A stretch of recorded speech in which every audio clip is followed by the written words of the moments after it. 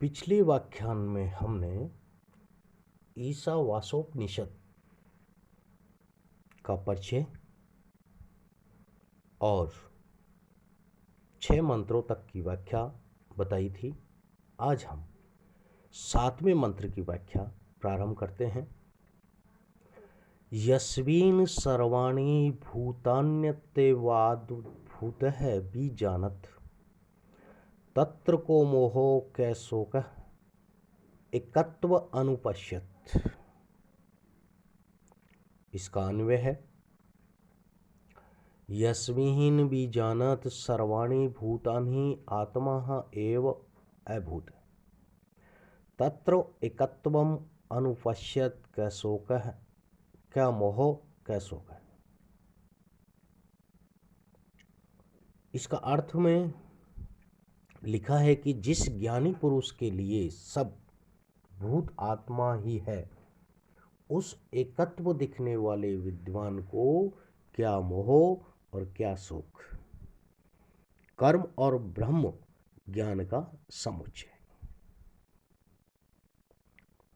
इसके अनुवाद में लिखा है जिस स्थिति में पर ब्रह्मा परमेश्वर को भली भांति जानने वाले महापुरुष के अनुभव में संपूर्ण प्राणी एकमात्र परमात्मा स्वरूप ही हो जाते हैं, उस अवस्था में उस एकमात्र परमेश्वर का निरंतर साक्षात करने वाले पुरुष के लिए कौन सा मोह रह जाता है और कौन सा शोक।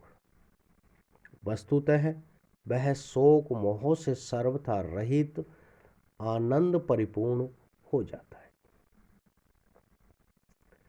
इसकी व्याख्या में व्यक्त किया जा रहा है कि जिस समय ज्ञानी पुरुष के लिए सर्वभूत मात्र परमात्मा ही हो जाते हैं, उस समय एकत्व दिखने वाले उस तत्वदर्शी विद्वान को क्या शोक और क्या मोह आदि विकार घेर सकते हैं, अर्थात कदापि नहीं। वह तो इतना आनंद मग्न हो जाता है कि शोक मोह आदि विकारों की छाया भी उसके चित्त प्रदेश में नहीं रह जाती। विशेष में लिखा है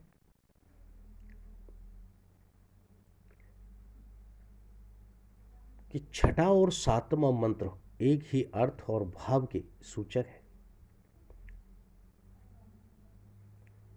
यह मंत्र पिछले मंत्र का स्पष्टीकरण है। आत्मदर्शो यानी कि पूर्ण ज्ञानी पुरुष का वर्णन। उक्त मंत्र के संदर्भ में गीता के 6ठे अध्याय का निम्नलिखित पद भी एक द्रष्टव्य है। वहां लिखा है सर्वभूत स्थितः यो मां भज्येकत्व मां आसित सर्वथा वर्तमानो अपि स योगी मयि वर्तते। 6ठे अध्याय का 31वां श्लोक में ये बताया है कि हे अर्जुन, कृष्ण कह रहे हैं कि हे अर्जुन, इस प्रकार जो पुरुष एक ही भाव में स्थित हुआ संपूर्ण भूतों में आत्म रूप में स्थित मुझ सच्चिदानंद पर ब्रह्म परमात्मा का एक निष्ठ हृदय से भजन करता है, वह योगी सब प्रकार से व्यवहार करता हुआ भी मेरे में ही लीन रहता है, क्योंकि उसके सामने सिवाय और कुछ है ही नहीं। यानी कि उसके सामने मेरे अलावा सिवाय कुछ है ही नहीं। इस प्रकार से ये 7वां मंत्र पूर्ण हुआ। 8वें मंत्र में लिखा है सह पर्यगाच्छु क्रम कामय अभ्रणम मशनाविरहम शुद्धम पाप विद्धम कबीर मनीषी परिभू शंभूर्यथा तथ्यो अर्थानम वेदच्छाया स्वेतिभ्यम समाभ्य। इसका अन्वय में लिख रहे हैं स शुक्रम एकम काम्य अवरणम अस्नाविरम शुद्धम अपाप विद्धम पर्येगात् कविः मनीषी परिभू शंभु शाश्वतीभ्यं समाभ्यं यथा तथ्यत अर्थान व्यदधात्।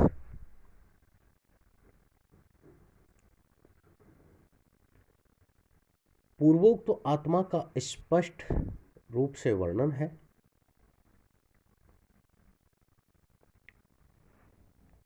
इसका अर्थ है कि आत्मा सर्वगत स्वप्रकाश निराकार शुद्ध स्वयंभू कांत दृष्टा कवि मनीषी परिभू स्वयंभू शब्द उस आत्मा के पुरुषार्थ और शक्ति के सूचक हैं। तो वह महापुरुष तेजस्वी देह रहित, घाव रहित, स्नायु रहित, भव्य परमानंद स्वरूप निष्पाप और सर्वत्र व्याप्त है, जो सर्वद्रष्टा सर्वज्ञ एवं ज्ञान स्वरूप सर्वोपरि विद्यमान एवं सर्वनियंता स्वेच्छा से प्रकट होने वाले हैं तथा अनादिकाल से सब प्राणियों के कर्मानुसार यथायोग संपूर्ण पदार्थों की रचना करते आए हैं।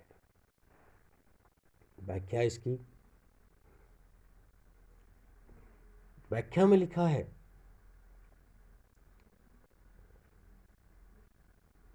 पर ब्रह्म के स्वरूप का विवेचन किया गया है इस मंत्र में, और मंत्रानुसार वह ईश्वर शुभाशुभ कर्मजनित प्राकृत सूक्ष्म देह तथा 5 भौतिक अस्थि शिरा मासा आदि में षड विकार युक्त स्थूल देह से रहित, छिद्र रहित, दिव्य शुद्ध सच्चिदानंद घन है, जो कांतदर्शी सर्वद्रष्टा है, सर्वज्ञ सबको अपने नियंत्रण में रखने वाला सर्वाधिपति है, जो स्वेच्छा से प्रकट होने वाला है तथा जो सनातन काल से सब प्राणियों के लिए उनके कर्मानुसार समस्त पदार्थों की यथायोग रचना और विभाग व्यवस्था करता आया है।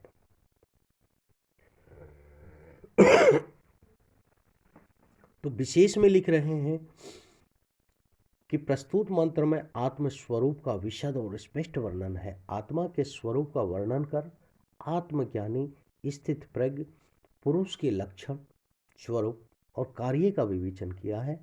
आत्मा सबोर चहुओर सर्वत्र आकाशवत व्याप्त है, वह सर्वकाल में है, विद्यमान है। इसमें शुक्र शब्द आया था। यह विशेषण शुभ्र यानी कि उज्ज्वलता, पवित्रता, सामर्थ्यता का द्योतक है। कठोपनिषद में लिखा है कि तदेव शुक्रम तद ब्रह्म तदेव अमृत मुच्यते है। शुक्र ब्रह्म के अर्थ में प्रयुक्त हुआ है, वही शक्ति, सामर्थ्य, शुभ्रता एवं पवित्रता का मूल स्रोत है। दूसरा शब्द आया है एकाम्य। वह एकाम है, शरीर रहित है, लिंग शरीर और कारण शरीर से परे है। अवर्णम शब्द भी आया है, घाव रहित। शरीर में घाव होने से उसके कष्ट से जीव को कष्ट होता है। आत्मा शरीर नहीं है, अतएव शरीर के व्रण, दंश आदि कष्टों से वह सदा अप्रभावित रहता है। अपाप विद्धम शब्द आया है, तो पाप और पुण्य शरीर के और मन के धर्म है, अतः आत्मा पाप पुण्य से रहित है। न पुण्य पापे मम ना अस्ति नाश है। कवि शब्द के बारे में कहा है कि आत्म कवि है, वह कांतदर्शी है, त्रिकालदर्शी है। मनीषी से तात्पर्य है कि मनस ईसी इति ही मनीषी, अर्थात वह मन पर शासन करने वाला, जिसका मन पूर्णतया स्वाधीन है, वह मनीषी कहलाता है। परिभू शब्द भी आया है, तो चारों ओर सर्वत्र रहने वाला। परिभवति ही तिरस्करोति ही वासना जाल में ही प्रभु, जो वासना जाल को छिन्न भिन्न कर देता है वह परिभू है। स्वयंभू शब्द भी आया है कि आत्मा स्वयंभू अर्थात स्वयं प्रकट होने वाला है। स्वयंभू में स्वावलंबन और आश्रय का भाव निहित है। यह सब पदार्थों का यथातथ रखकर चलता है। जो जैसा है उसे वैसा ही देखता है और तदनुसार ही व्यवहार करता है। तो ये आत्मा की बारे में इनके विशेषण है, आत्मा के विशेषण है। अब 9वां जो मंत्र है उसके बारे में देखते हैं। अंधम तम प्रविशन्ति ही ये अविद्यामुपासते ततो भूय एव ते तमो य ओ विद्यायाम रतः। इसका अन्वय,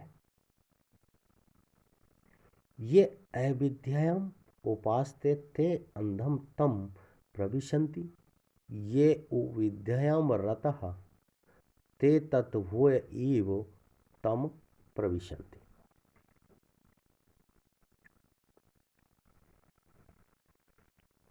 इसका अर्थ लिखा है, अनुवाद कहें उसको। जो केवल सृष्टि विद्या भौतिक विज्ञान की उपासना करते हैं,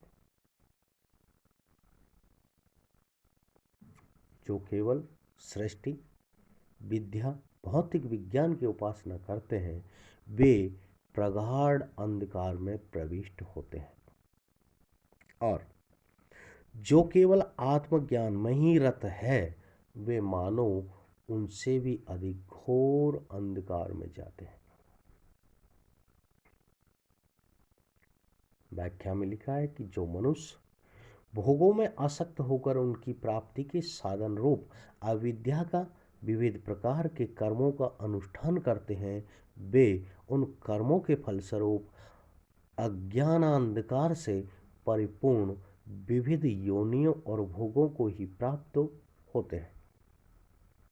तथा जो मिथ्या ज्ञानी बनकर अपने पर विद्या का अर्थात ज्ञान का मिथ्या आरोप करके कर्तव्य कर्म का परित्याग कर देते हैं तथा मनमाना दुराचार आदि करने लगते हैं, ऐसे मिथ्या ज्ञानाभिमानी उनसे भी अधिक घोर नरकों की यातना सहते हैं।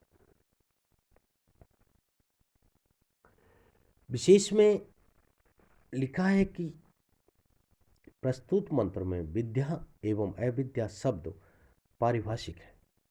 इनके अर्थ स्पष्ट रूप से समझना आवश्यक है। विद्या का सामान्य अर्थ ज्ञान होता है।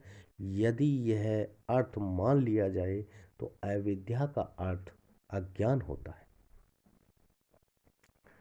श्री शंकराचार्य ने अपने भाष्य में अविद्या का अर्थ कर्म अग्निहोत्र आदि किया है तथा कर्म को विद्या आत्मज्ञान का विरोधी बताया है, इसलिए उसे वे अविद्या कहते हैं।